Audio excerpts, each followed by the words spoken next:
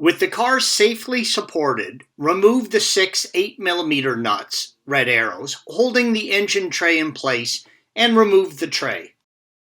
This photo illustrates the 3 pieces of hardware you will be working with on each side: the sway bar link, red arrow, and the 2 bolts for the sway bar mount, yellow arrows.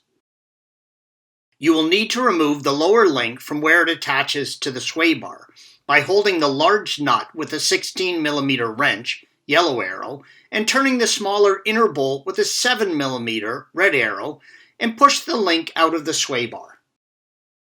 Using a E12 reverse torque, unscrew the 2 bolts holding the mounting bracket in place. It is best to leave one of the bolts partially threaded until both sides are loose to stop the bar from falling and hitting you while you're working. Place the sway bar on a flat surface for work and inspection. With the bar on a flat work surface, you can just pull the mount, yellow arrow, from the bushing and slip the bushing off the bar.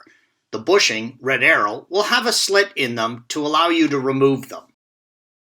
At this point, it's a good idea to really clean the bar up and inspect it for damage, green arrow. Make sure there are no cracks or splits in the bar. This would also be a good idea to repaint it, especially if you live in a 4 seasons climate and it has some mild surface rust. The sway bar works on the same principle as a torsion bar or spring.